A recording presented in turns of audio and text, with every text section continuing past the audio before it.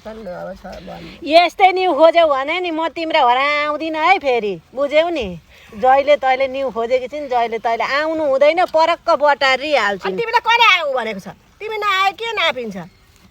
साथी भनेर आयो झन् अनि यहाँ आएपछि के न के बटारिएका कुरा गरि नै हाल्छ गर्छन् त तिमीहरूसँग न्याउ गरिदिनु पर्यो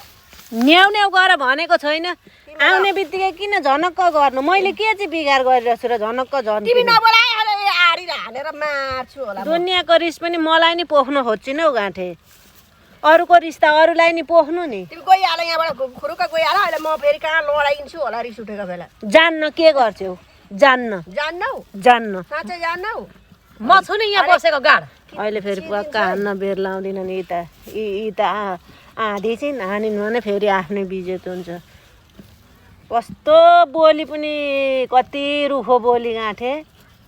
साथी भनेर यत्रो झन् हत्ते गरेर आउँछु त चरक्क गर्छिन् अनि जाऊ न त अलिक नरम बोल्ने चिनी जस्तो गुलियो बोल्नेसँग त अनि किन आउनु त यस्तैसँग बोल्न चाहिँ अरे आफूले बिगार गरेको पनि केही छैन है